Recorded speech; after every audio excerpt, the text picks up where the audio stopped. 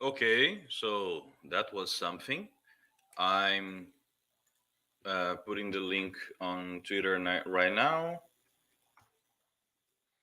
I'm live talking about.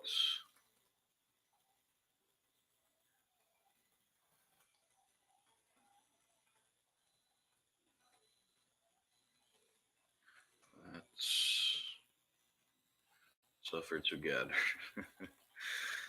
So yeah, um, it's been way different than we could have hoped, than we could have expected.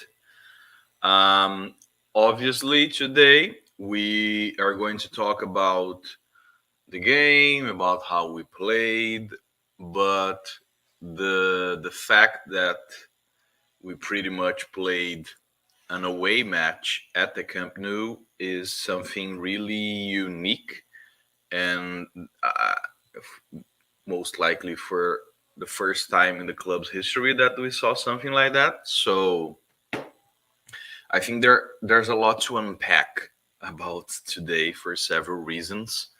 So let me just begin by saying that this was always going to happen. This type of defeats, this feeling, this sensation of failure, this was always going to happen. Whenever we begin by beating our chest and saying for how many matches we've been you know uh, we've been you know unbeaten, it's going to. Oh, I put the wrong link. I put the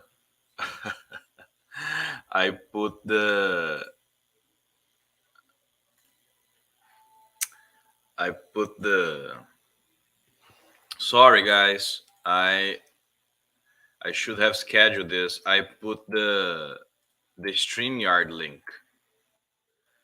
And let me fix this. Let me fix this. I'm sorry. I'm sorry. Okay, so let's do it now.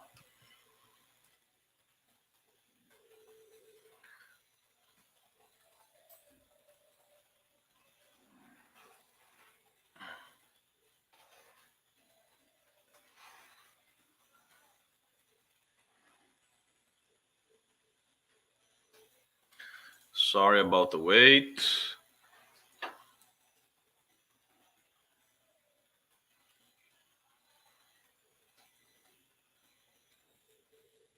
Okay, now it's done. Okay. So sorry guys, I put the wrong link. I put the StreamYard link, so obviously people were trying to get in, and I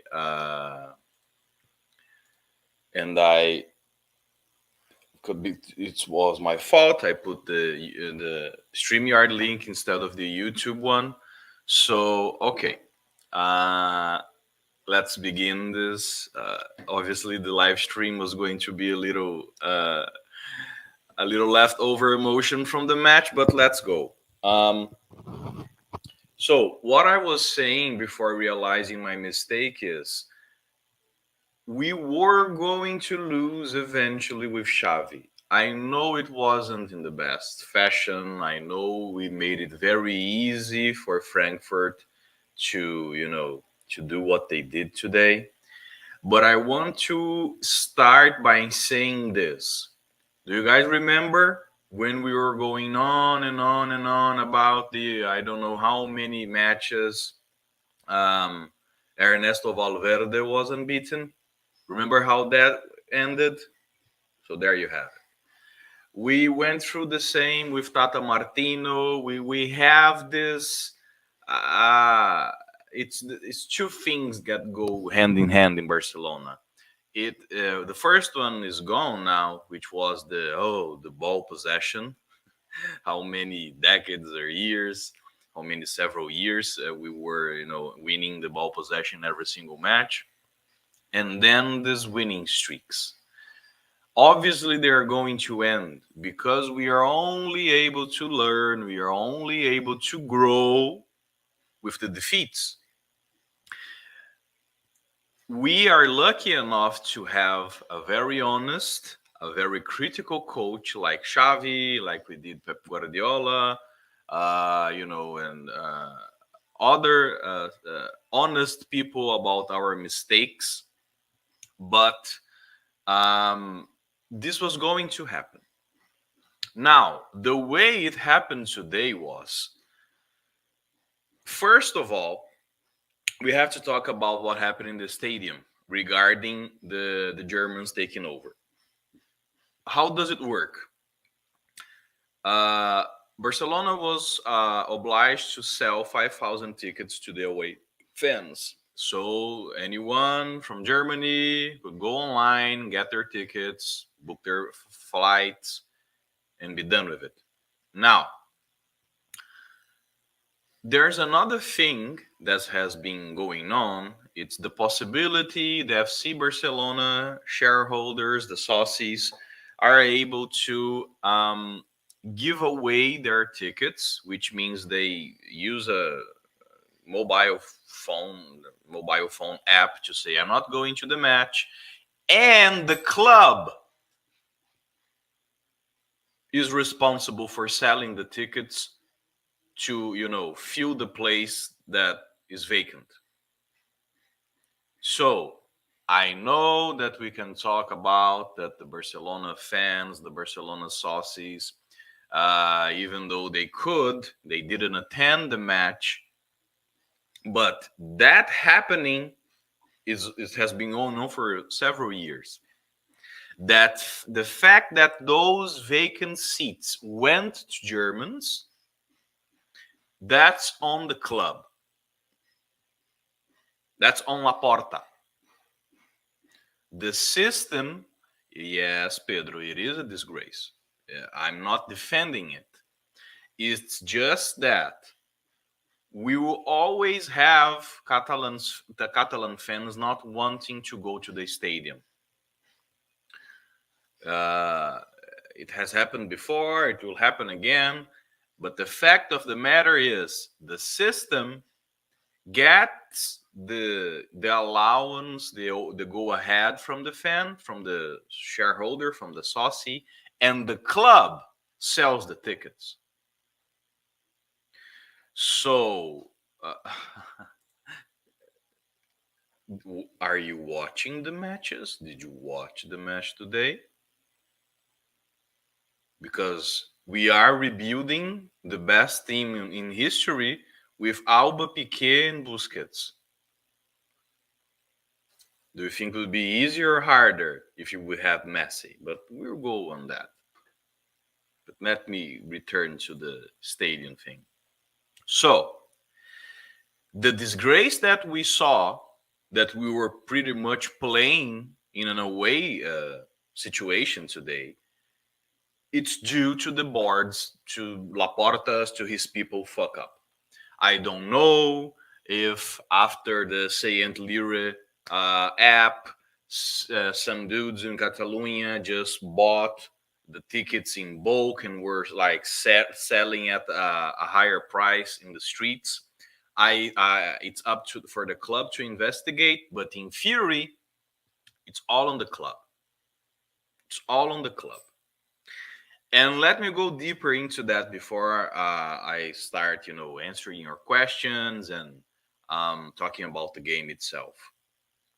From the first second of the match until the last one, not only was the Camp Nou filled with Germans, but the Camp Nou security wasn't doing anything to contain them, to stop them from standing on the staircases that are access to the seats. They were throwing bottles at people. They were, harassing women. They were doing everything they wanted. And the Camp Nou security did nothing to contain them. So it is an institutional failure that has to have consequences. I'm not talking about the result. I'm not talking about, it's just that we cannot have this be repeated. We cannot have people barge into the Camp Nou in, tens of thousands and do what they wish, put people, scare people, put people in a situation where they feel for their safety. And all of these things happen today.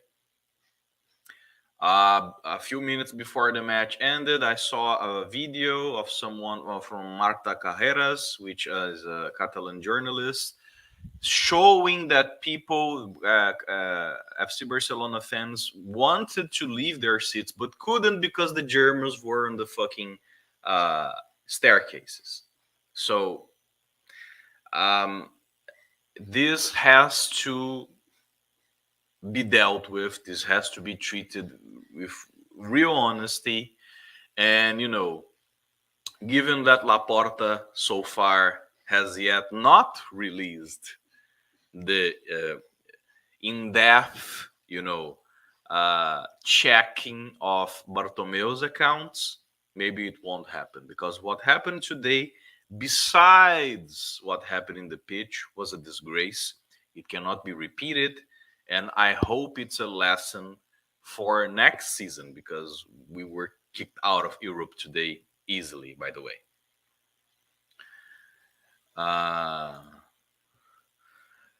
I just restated this Catalans fans are almost hoping for some random country to buy the club, I swear. It's not going to happen. It's impossible to happen because legally, and I'm a lawyer, I've read that Barcelona is set up as it's owned by the socios. It cannot be bought by anyone from outside. And the failures, the financial failures, the financial situation we are right now, apparently it's on its way to getting resolved with the Spotify and the CVC deals. So don't worry about that.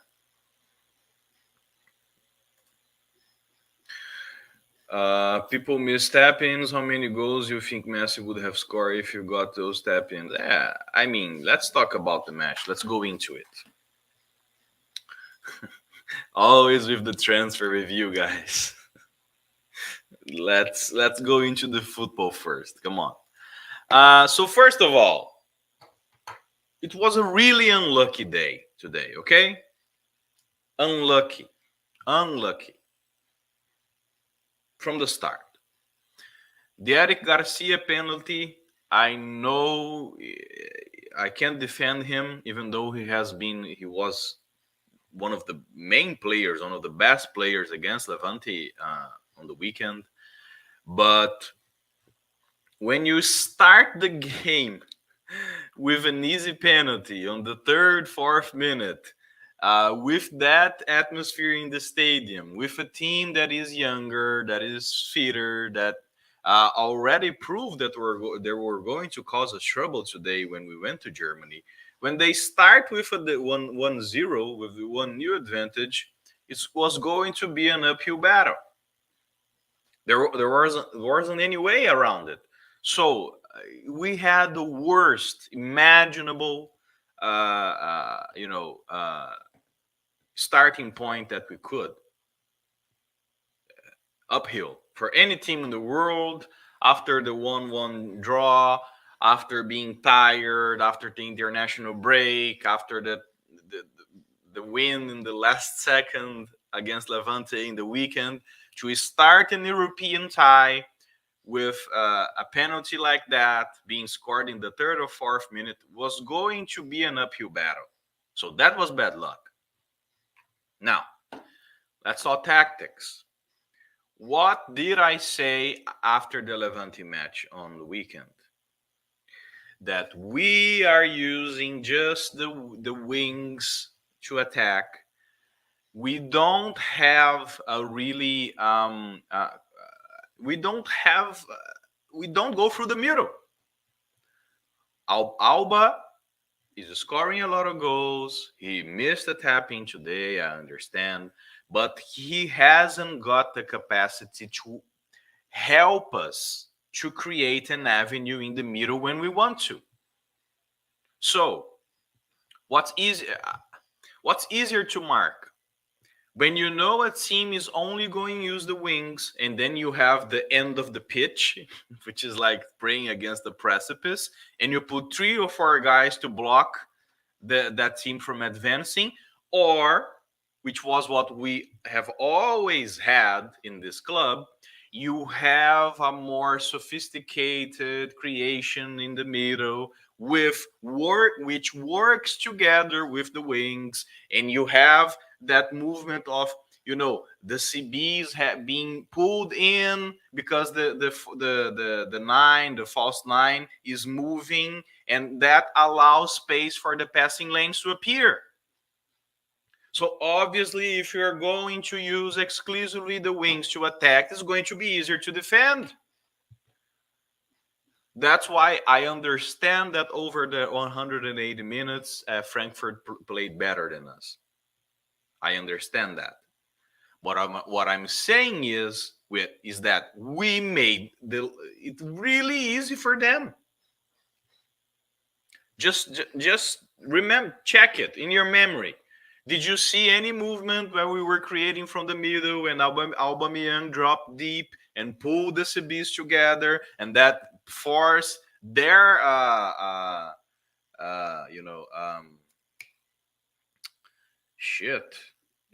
their defenders from their wings to move their position, and that would make things easier? No, we are just using the wings to attack. It makes it easier to defend. That's the way it is. So there's a writing somewhere on the wall: hug me till Messi come back. I can feel it today. Yeah, and he isn't going to. Laporta betrayed him. Laporta spent until the last second using the media to say Messi will renew, everything is going as, and then we have that ridiculous video saying goodbye to Messi, which was one of the worst things I have ever seen in the history of football. He didn't ask for Messi to drop his salary lower than they had. It was a decision that Laporta made, and he announced that decision when Messi and Manchester City could not work out the deal. So Messi was forced to go to funky Farmers League France to live in a hotel, stress his whole family, get in the depressive mood because of fucking Laporta. So, and then Laporta, which is a fucking asshole, has always been. But the thing is, we were happy with our asshole because he was making the right choices. But he made everything that could have gone wrong regarding how Messi left the club was done poorly. Everything. You can't fix, nothing can be defended upon that shit. So then he was talking about Messi returning. We don't need him, blah, blah, blah. And then Messi said, "I'm not going to return until this hassle is there." So forget it. We won't see it. So basically, yes, the last goal Lionel Messi scored for FC Barcelona was a cross from Busquets, a header goal in an empty stadium during the pandemic. And that's on Laporta.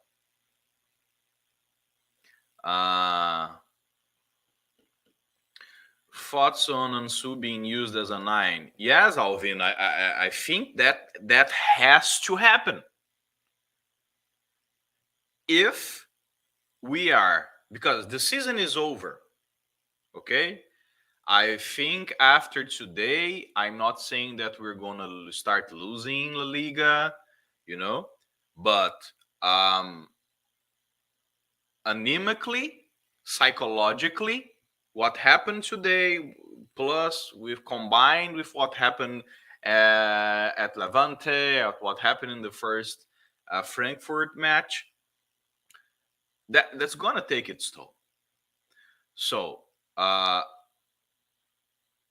the team that was surprising the world, the team that crushed Real Madrid at the Bernabeu, the team that was really gaining traction, has now been exposed as a team that you can easily defend against if you block the wings. So Xavi already made a mistake before regarding Ansu, when after the first surgery, he had now had the second surgery. After he was recovering, he was using the kid way sooner than he should, because he didn't have an option. He had to, and that caused the little, the young dude to relapse, and it fucked us over. Because Ansu has the mobility, Ansu has the strength, the speed. He can make things happen in the middle. But without this movement right now, I'm sorry for this fucking noise. I have an asshole neighbor here who is like breaking walls late at night. I don't know what's happening, so I'm sorry for it. So yes, I think Ansu, because Memphis is a pecho frio. Memphis has to leave. He doesn't add anything. Luke De Jong is not the profile. We don't have another player who could play. Maybe Ansu could, and that would, give us more options up front. It will make our attacking options varied. It would make it easier for the wingers, for Dembele, for Ferran Torres to do their work, because we know it. We know it by heart. When you have the movement up front involving the CMs and the false nine or the striker, their defense has to break in, has to react to the movements, and the whole paradigm of the up front moves. So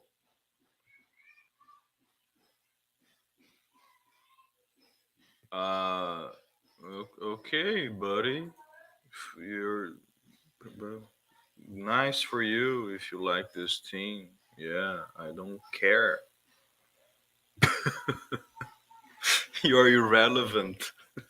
You're enjoying what you did today, and nobody's going to remember you in 2 months. So enjoy it. Yeah, so good. We were very static. It's true. Our wingers are always outnumbering the wings too, with no overlapping fullbacks.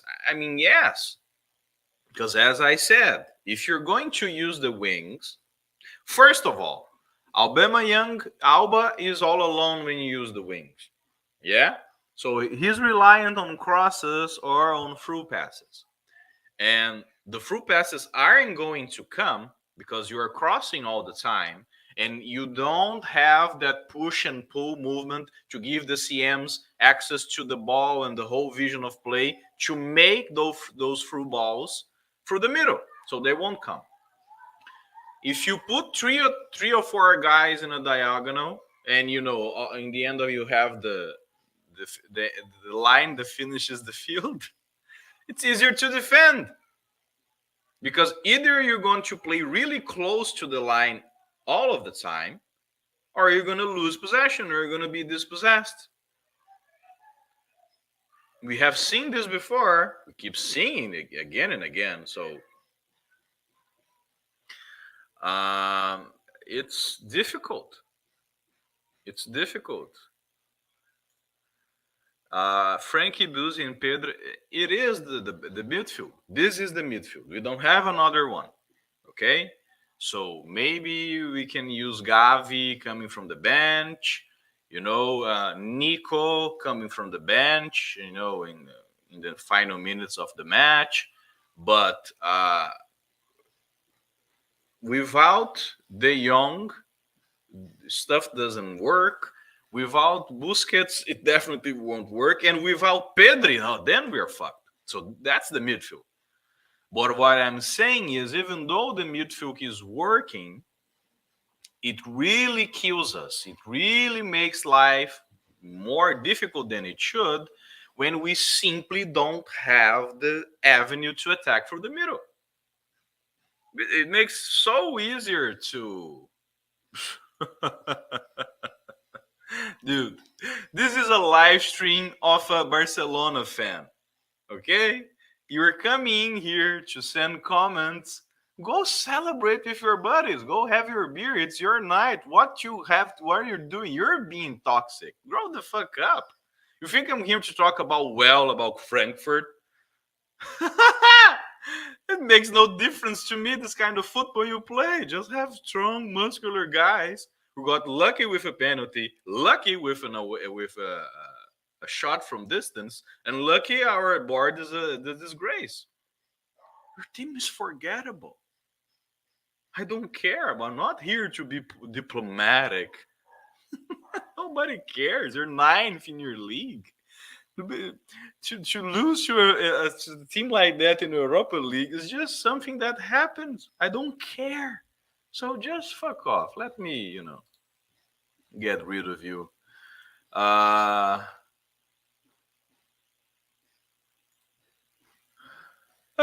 Yes, and you were in your asshole was just like a chicken after the first goal, weren't you? Or the penalty that wasn't given. So yeah. You think you're talking to a child, my friend? Just fuck off. Let me block you here. Yeah. So yeah, let's go back to it, children. So let's go. So Paredes for Busquets, people.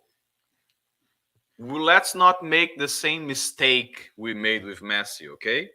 Busquets is vital for the type of football we play, and there is no one like Busquets. I think there were players that we should have signed over the years to rotate with Busquets so he could teach. I have talked this about before in the last stream with Suarez and whatnot. But Busquets has to be playing until the last second that his body allows. So it doesn't have to do with Sergio Busquets. It's not about the defense itself. It's about the system. The system is limited. We were 15 matches unbeaten, but everyone was seeing the flaws.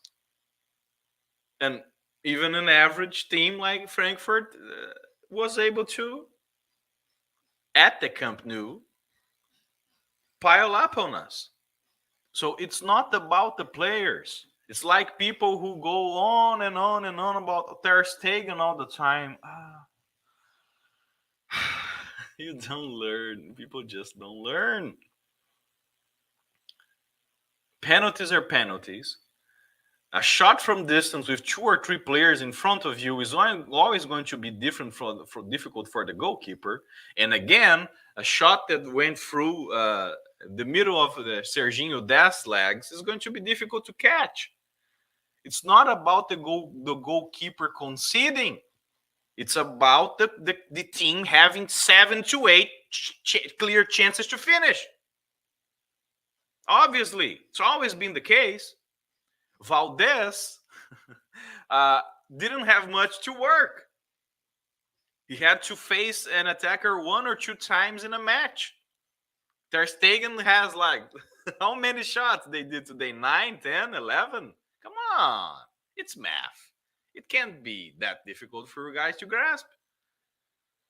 So it's not about individual players. It's a system that is growing. It's evolving. And when I'm talking about the limitations about using the wings, I'm not cheating on Xavi for using it. Xavi is seeing from the players that he has up front that that's the best way he could. And he did wonders with it. The thing is, after 15 matches, people will easily see how it works. And once you see how it works, you can stop it. And a mid-table team from Germany just did it twice. Yeah, I understand. I saw the last half hour of the Madrid match. I don't watch Madrid matches. I will watch against the City matches, of course. I know Ter Stegen is not on his best right now. I'm not saying it. What I'm saying is Courtois is making a lot of saves because Real Madrid is a patchwork of a team. But Alisson and Ederson, those are goalkeepers. They don't face many shots. That's my point. Remember the peak Barcelona era. Well, they didn't face many shots. During the good times with Luis Enrique, Ter Stegen didn't face many shots usually. Always remind those Allianz Arena in the second leg of the semifinal of the Champions League that if it wasn't for Ter Stegen, there was no trouble. Pep would have eliminated us. So I know that we have players that need a better backup. I'm not here to defend Ter Stegen. What I'm saying is it makes no sense to put a finger on a player when the system is allowing 10 shots on target. We can't have that shit. Won't happen. Feels like Frankie, Boozy, and Pedri is yes, I already put that. Gavi is very good and can add much needed burst of energy, but Frankie has to start with Pedri. Yeah, I mean, I think those difficult games that we had, the defeat today, and Levante and everything, show that Frankie has to start all matches, especially now that we have to regain our trust and focus on La Liga again and forget about Europa League. He has to start. In this system where you need to have the midfield players making long, progressions with the ball to allow the overlap, the possibility to happen, because we are not close to the area due to the lack of, mobile play from the middle. Frankie de Jong is playing this part perfectly. And Gavi, he is young, his physique is not fully developed yet. So it's a kind of role that is difficult for him to perform. So obviously, Gavi brings other dimensions to the game. I think once Ansu Fati is back, or on the next season, if you get a more mobile 9, whatever, I think Gavi will have a better time playing. But right now, with this thing that we do, these channels along the wings, where the midfield has to make long progressions, have to carry the ball for a longer time, De Jong is the guy.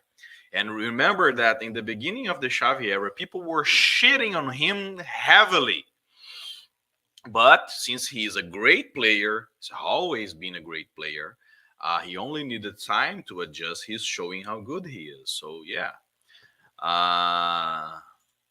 Yes, no midfield, no fun, because that's it. When you don't have that, because in the end you have to remember this.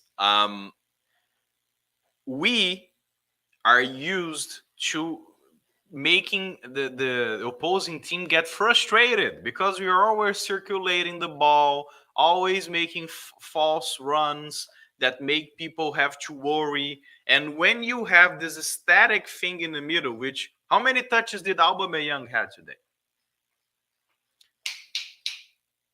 When you don't have that going on, it's going to be easier. Just going to block the wings and I'm going to fuck you over on the counter, which what happened. So we have to, vary our things. Yeah, it's not about individual player, guys. It will never be about individual players. It's about a system that allows things to move freer. And we just have a really, limited and foreseeable line of attack, line of movement right now. That's it.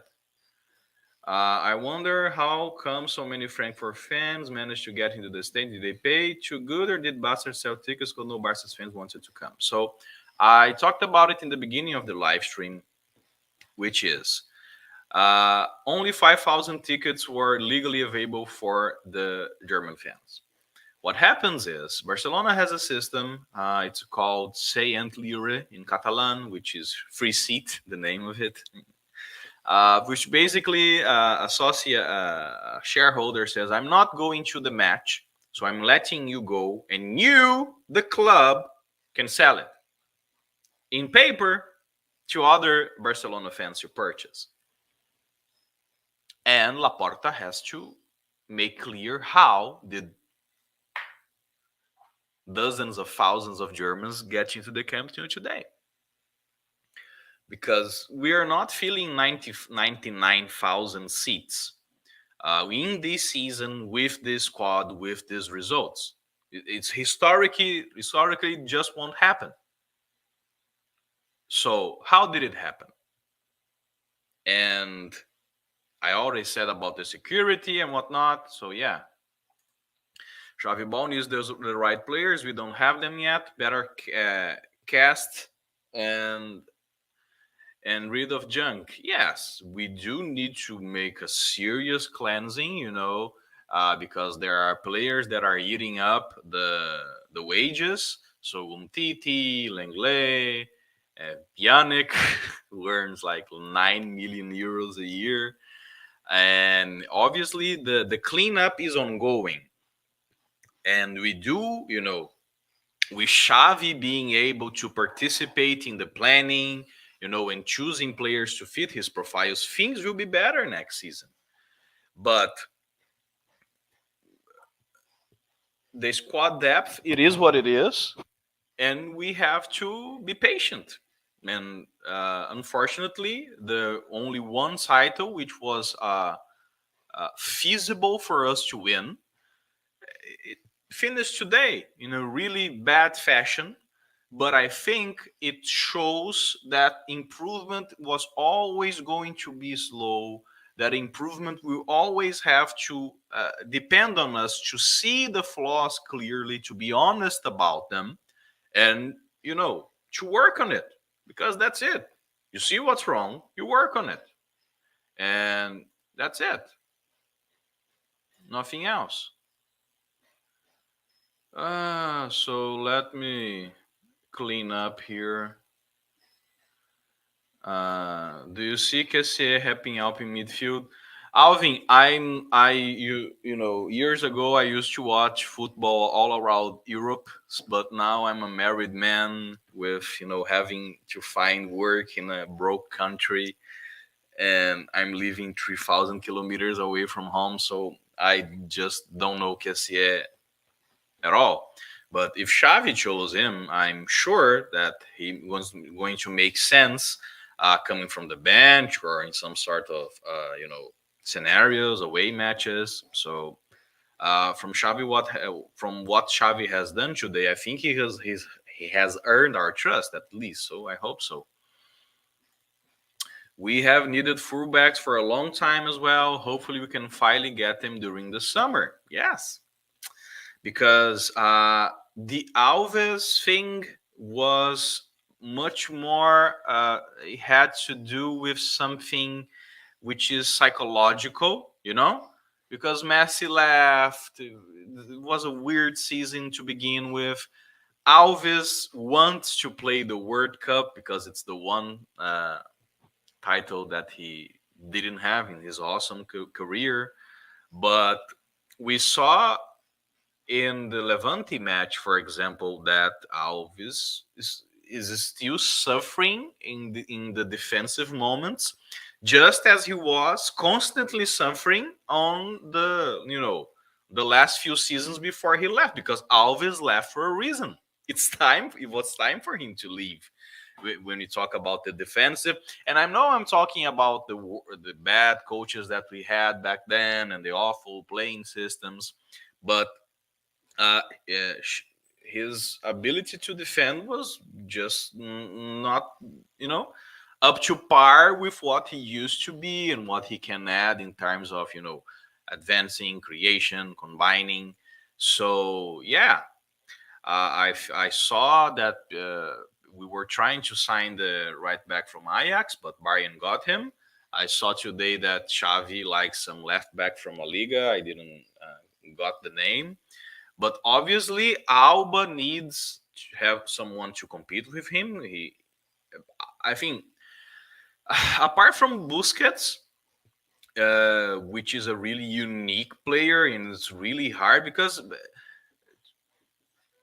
in a perfect world, Busquets' replacement would come from La Masia, because Busquets is a kind of player that would only come through La Masia. So you don't find Busquets in the market. You have to create a Busquets. And I don't think we did. And even if we did, uh, the player didn't get the time and the patience and, the rotation and whatnot to grow into a Busquets role. But apart from Busquets, I think Alba is the one player who really didn't have to worry about competition that much. And I know his connection with Messi was, out of this world, but Messi's connection with everyone was out of this world. So Messi was just making people better left and right. So yeah. I totally understand, but yes, I know that Ter Stegen. I have said it from the beginning. Ter Stegen has not been consistent in recent years. I understand that, but every single top goalkeeper in the world having to face as many shots as he is facing is going to have a bad time, because Courtois, uh, he did suffer in the recent years. He's having this superb season. Madrid is going to most likely win the league and, give Manchester City some difficulties because of Courtois and Benzema. And I know that Ter Stegen isn't the most reliable right now, but let's first bring the shots received way down in the middle of the season before thinking we're gonna splurge on a goalkeeper, because we're not gonna sign a different goalkeeper this summer. Uh, I'm sorry, but I just don't think we are. We're not going to splash the money. I think we have other priorities before that, so that is what it is. Yes, Frankie was awesome. The Young is fabulous, because that's it. And I'm I'll be doing my best to have this live stream. So thank you for being with me. Always thank you for your patience, for your time that you give me. And it's important during this kind of defeat, during this kind of hard matches that we had against Levante, to show up here and talk about what we want, what we know that our club can do. So the easy receipts, the easy fixes don't come. Because after a match like today, do you think how many people on Twitter, the usual people that allowed Bartomeu and Rossell to burn our club to the ground, we're gonna say, Barcelona needs more physical players. You can't just go to Europe with positional playing. You need tougher people on midfield, yada yada yada. It's the same shit. It is in times like these that we defend what we know this club, what sets these clubs apart. Because, they had their years. They brought their Paulinhos and their Alder Turans and, Vidal and Andre Gomez and, all the crap that we spend. I don't even want to sum up the money. But Barcelona, and I'm not talking about just Twitter, because Twitter, there will be assholes. I mean, social media is the worst. But I'm talking about the Catalan press, which is supposed to be professional. And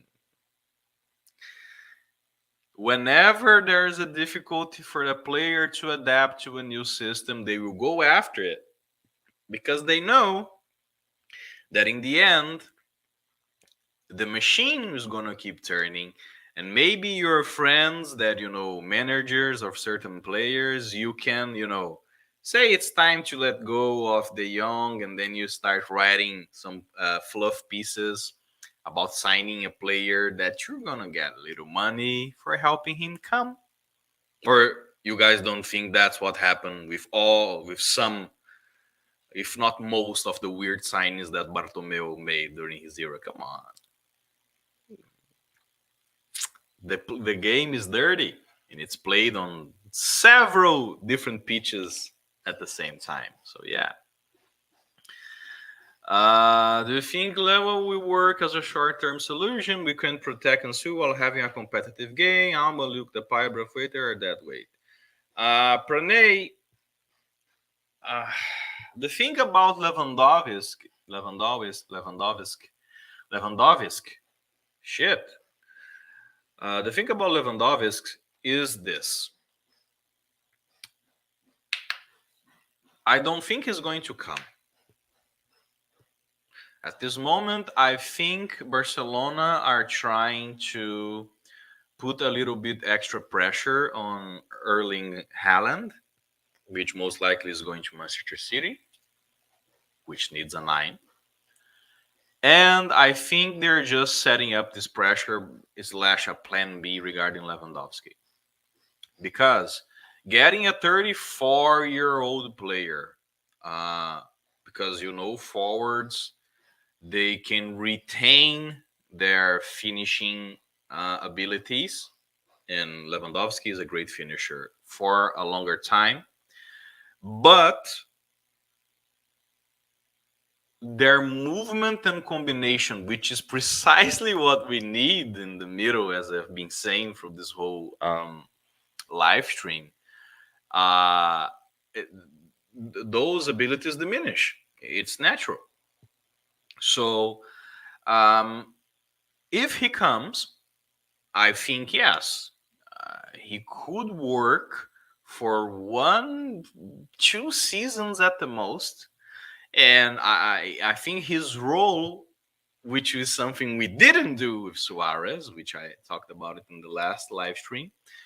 I think his role as someone who's going to teach, who's going to protect, who's going to allow Ansu Fati the easier path, because giving the 10 to Ansu Fati was insane. The way that he was, he received pressure to play after he first. Everything was wrong about that. Nothing was right. After everything they did about Messi, the least they could do was just to leave the fucking 10 alone for 1 season. 1. But they couldn't do it. They had to put it on the fucking kid who was coming back from an injury, who is in an age which it's make it or break it for players who are growing up. Because that's it. How many talents have we seen? 16, 17, 18 years old, and that period between the 19th birthday, then the 22nd, the 23rd, that's what's going to, define their careers.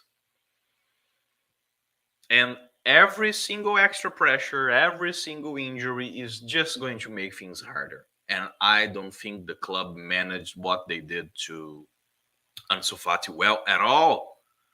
No player on earth should have gotten Messi's 10 a few weeks, months after Messi left. There's no one to wear it because the man is the best player in history. And to put it on a kid who was returning from injury, who is in this really delicate and dangerous age. So yeah, I think Lewandowski could work for a short term, but I really do think we sign at least Darwin Núñez from Benfica if we are not able to get Erling Haaland, because I think looking at long term, especially regarding the development of the system, we need a more mobile combinative 9, because Alba, he's been great. He's been scoring goals. I know he's doing the best he can. But right now, we saw today, how many balls did Aubameyang touch? 20 today? 15? It's just not enough. It's just not enough.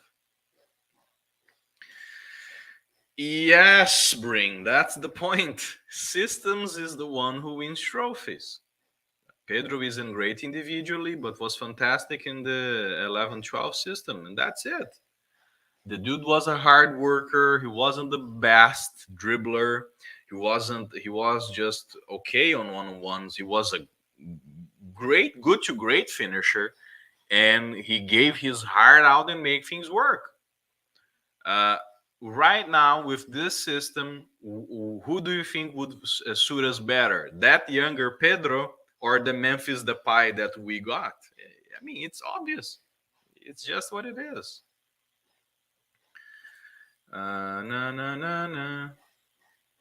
Let me block a few fools here. Opinions regarding Dembele under Xavi. Obviously, there has been an improvement. I think they're helping each other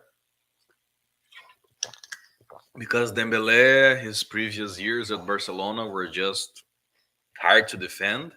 I think after that miss against Liverpool on the second, which would put us on the Champions League final,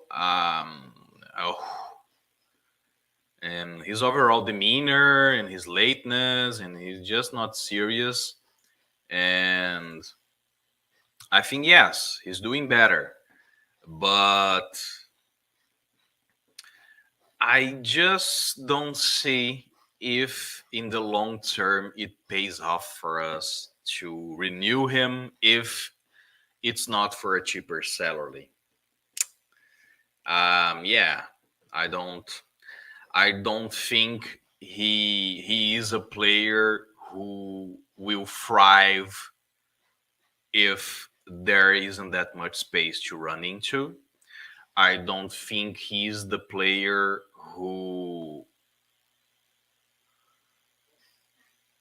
yeah, I think he has some really obvious qualities, but I think it would be better to just let him go this summer and to bring players that can help in both ways, to play the combinative form of attack, to link up well up front, and to make the dances in the wings.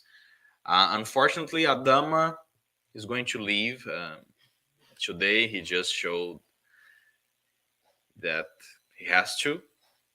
But given the club circumstances, if Dembele has to stay, I think it's better than most of the options in the market. I just think that the dude knows he's young and he wants the money. And it will be tough to retain him. That's that. Not that he played today, but I want Piquet to leave. I mean, yeah. Let me be real honest with you guys, okay? The only person who was side by side with Messi once the news that Laporta had backstabbed him was Busquets. Piqué wasn't there. Alba wasn't there. No other player from the squad was there during those first 2-3 nights because it was announced on a Friday, and then we had the weekend, which was will he stay? He's actually leaving that all that craziness, and only Busquets was with him. So there weren't really many clear articles about it. Just a few, little comments over amongst the Catalan journalists, and most likely Piqué was, with Laporta in the decision of no, we can do it without Messi. And there was even, some public things on Instagram regarding, Shakira Antonella and whatnot. So I don't trust Piqué. That's fucking why. I don't trust. I know that technically, I know that this season he's important. That our defense with him is better. But I don't trust him. I don't trust anyone who turned their back on Messi because all of every single player that won title after title with Messi, the only one that came with a definitive statement about Bartomeu's, total shithousery of a presidency was Messi when he demanded to leave. Piqué, who loves Twitter, who loves to talk, wasn't saying anything while his pockets were being filled, while Messi was winning him trophies. They didn't do it. So now to come with this bullshit that I'm going to be a great president, fuck you. Okay? Because when you had the chance to be in the opposition, to put the finger in the, in the face of the people who made it, they wasted us a decade. We lost a decade. 1 decade gone through the drain with the best player in the world, with the best youth academy in the world. We won one Champions League. And that fucking treble was the defining point in keeping the motherfucker in power. And Piqué wasn't there attacking and, being cute on Twitter. And Piqué is a rich white guy from Europe. Wake the fuck up. He's a guy whose his most great pleasure in life, more than having sex with Shakira, is to beating Espanyol. Espanyol is a poor club from Catalonia. What the fuck? Come on. It's just sad. It's just sad. Because people think that Piqué would be closer or better or different than Laporta. In the end, given that how powerful his family is, don't forget that one's of Piqué's grandfather's surname is Bernabeu. How powerful Piqué is, he's much closer due to his upbringing to Rossell and Laporta than he is. Sorry, to Rossell and Bartomeu than he is to Laporta. So Piqué has been overweight during the 13-14 season.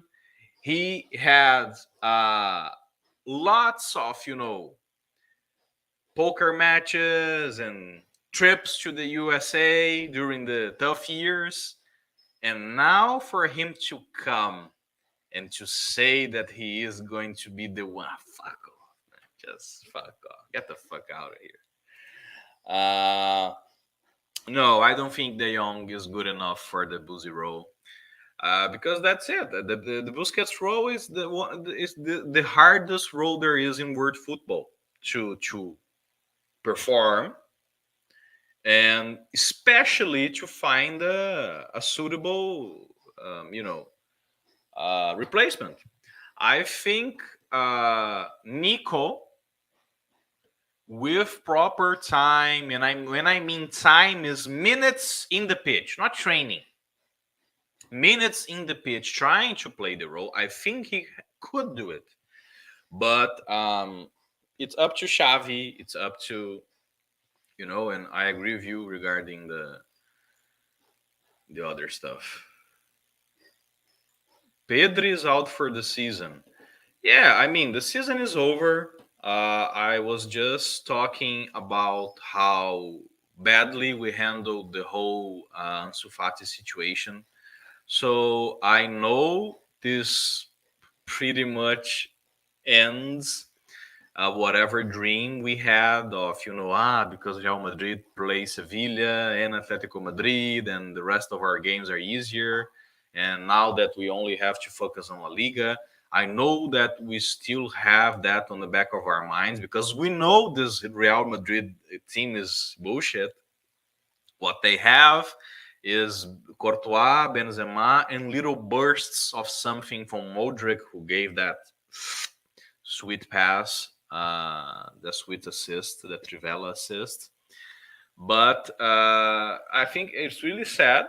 But in the end, we knew that we're talking about a 3% chance of winning, 3% chance of winning La Liga, 5%, and I think if it will allow him to survive this difficult season, and don't forget this is a difficult season because of Laporta, who kept Koeman because of a fucking Copa del Rey title, which we won because of Messi, as usual, and and he didn't bring Xavi when it was obvious Koeman couldn't have stayed a second longer. Koeman planned this season, guys. Come on. So I think if it will remove the pressure from Pedri, and not put him the risk of injuring himself, I think it's a sad news. Obviously, all of us would love to take another La Liga from Real Madrid, but without him, it's pretty much virtually impossible for us to do so. I'm really sad. It sucks, especially because after this, this defeat to Frankfurt and these difficult few matches that we had, to lose Pedri, I know people will start pulling their hairs out and getting desperate. But hey, guys, it's football. This kind of stuff happens. We were extremely lucky to, have the best of Messi and to see him getting really, really, really rarely injured, to be able to count on the best player of all time pretty much at every single match. It's just. But for a 19-year-old kid who's still, is far from the top of his physique yet, this kind of stuff will happen, unfortunately. These kids are young. Maybe they won't grow much, but their muscle tissue will obviously get more developed on the next few years. So, unfortunately, it's a blow. Uh, to me, it's a bigger blow than not be able to win the Europa League because, to be honest with you guys, Europa League, Copa del Rey, um, anemically, it would be nice to see Xavi, lifting an European trophy, but it's not for us, man. It's not going to save the season. It would be just some nice treatment to say, hey, we are on our way back, but it doesn't mean we are ready for the Champions League. We need way more work before we can say it. You know how it is with the press. On top of the Catalan press, Barca also has to deal with the Madrid press as a hostile environment. Barcelona is the best club in the world. This is the talk. Barcelona is the best club in the world because we have the most beautiful and effective playing style which is positional play, juego de posición. We have the history of having Rinos Michels and Johan Cruyff and Pep Guardiola, and now we have Xavi. What we have is invaluable. No other team in the world has what we have. This is an unfathomable treasure. It's ours. Plus, we have the money, the biggest stadium in the world, and the best football academy in the world, who produces players born and bred from the system. So we have everything. So this is pure light, pure delight. Pedri, Gavi, Ansu Fati, and I know Busquets and Piqué and Alba and Messi times are over, but this light, it's mwah. But the darkness is right here, motherfucker. And that has to do with the The press from Barcelona, the press that is owned by the rich people, the bourgeoisie, the elites in Catalonia, who couldn't give a shit about the playing style. Who is Cruyff, this arrogant Dutch fuck, to come here, you know, and to mess up with a good thing? We were stealing money when we were building the Camp Nou. Millions of, uh, not euros, but, pesetas back then. We were happily, making shady signings and keeping mediocre coaches to, have us the money, give the money to our friends and sons who are um, managers. Come on, it's good for us. That's the business. That's what we do. Why do these people want with, have this identity? Nah, let's put muscle on it. Let's give money to some shady guy in Brazil to bring some muscle over, and then we can, get a little for us. That's what they do. And besides that, we have the Madrid press, which is state fascism. Which is, a team that got a stadium, that got this Stefano to, prove to the rest of Europe the superiority of the fascist regime, fascist slash Christian regime of Franco. So obviously, when you have a match like yesterday between Pep Guardiola, who's openly for the independence of Catalonia, a place who had their people crushed, a place where they couldn't use their language, a place where which everything happens, and the one place where they could speak Catalan for decades was the Camp Nou. Obviously, they want to fuck Guardiola over and lie about him, and the motherfucker reached 9 Champions League semifinals. Huh? He wins. He's a winner. The best in the world. The best there is. And I know he fucks up. Everyone will fuck up. He lost the Champions League last year in an indefensible manner. Manchester City didn't play. Chelsea was lucky to win it. Just a weird game. Happens. Dude got in his head. But we have the best that football can give, and unfortunately, we have the worst. The enemy is at Barcelona, is at Catalonia, is at Madrid. We always makes things harder, but Xavi knows this. Xavi is aware. He grew with it. He won everything. Every single title in world football Xavi has in his pocket. Everyone. He won the Sestete, the other triplete. He's a 2-time European Championship winner. He's a World Cup winner. He has everything in his pocket. He wins. Xavi wins. And he knows, and obviously he talked to Pep before taking over, because Pep is never returning to Catalonia. Pep has been, since his 20s, being attacked by this press. He used to say he was homosexual. Not that it's a problem, obviously.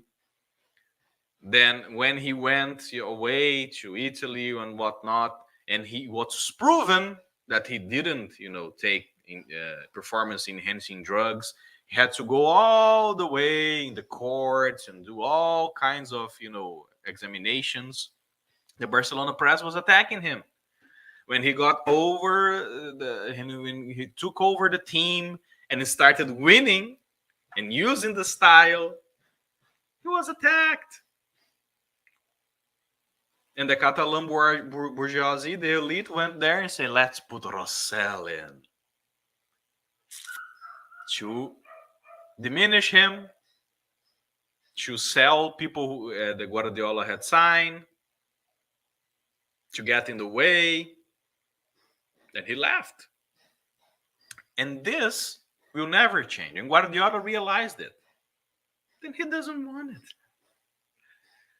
I mean, in Manchester City, his bosses are his friends. Soriano and Chiqui. He has all the money in the world. He has the best.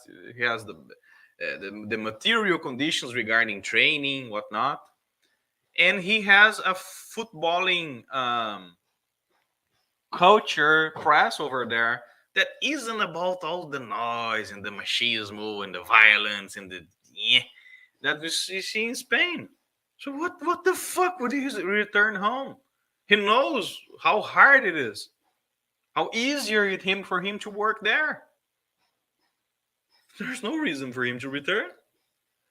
So I'm glad that Xavi was brave enough to come when he did, because Xavi came at the worst possible time imaginable. Imaginable.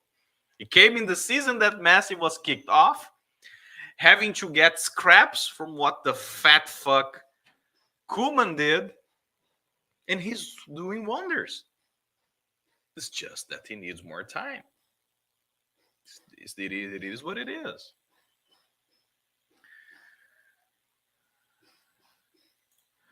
To round up what I was saying about Lewandowski earlier, I just think I was going to say, but I didn't. Uh, the price we pay, I don't worry that much. The salary is, because from what I heard, they were going to pay around the same or more than what he is getting at Bayern right now. And if we're going to pay that much money, it's just another dig at Messi. It is what it is. Because you pretty much said that, Messi didn't make an effort to stay. And when you didn't ask him, because Messi said it publicly, they didn't ask me to lower my salary more. And then when you have this, difficult season, we come and bring Lewandowski to give him a big salary. Fuck off. So that's something that I don't like.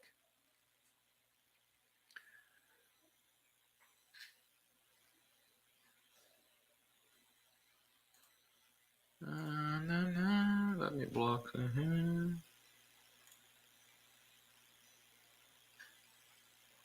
Yeah, we're talking about Pedro here. Yeah, we talked about that, man. The club has to be really honest. I don't think Laporta will. Uh,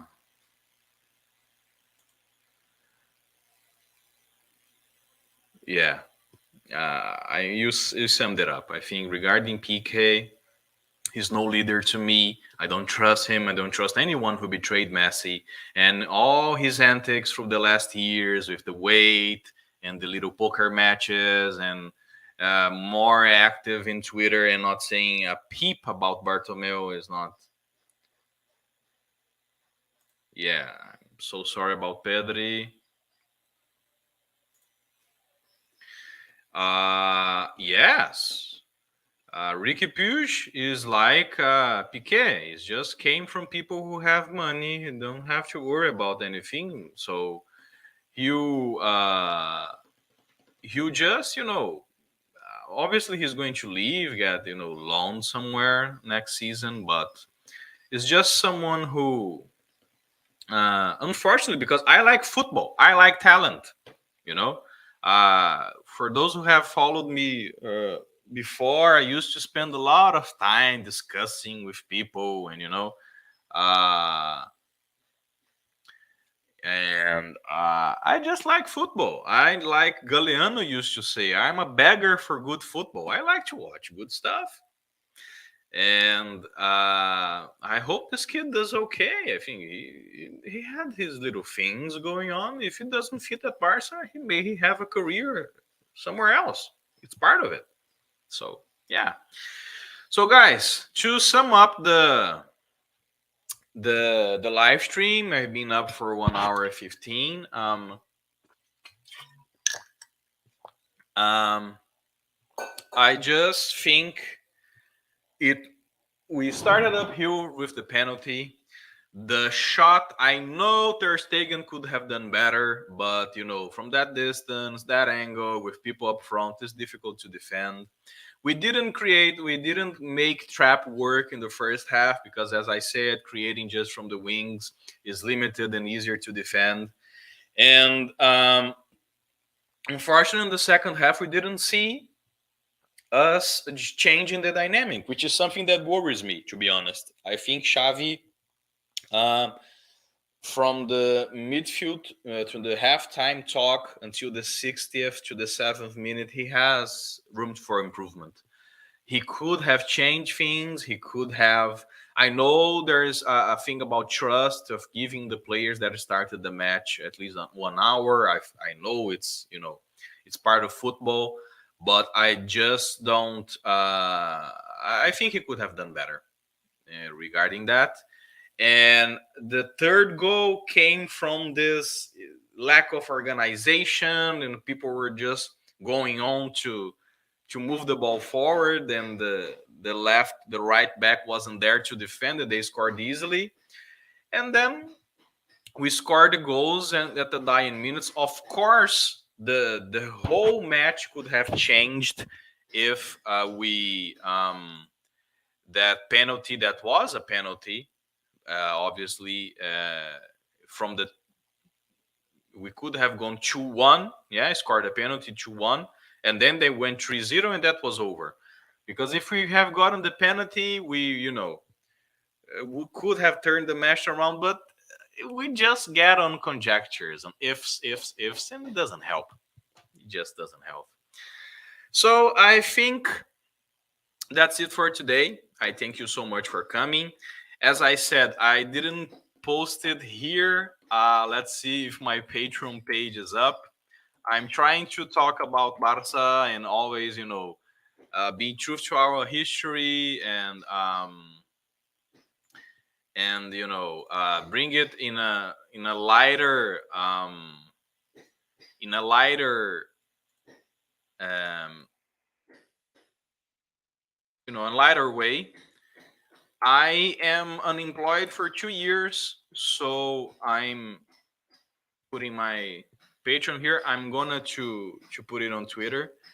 So I'm back on university. I'm studying. For how many years I have studied. I learned Catalan. I learned Spanish. I read all the books about juego de posición.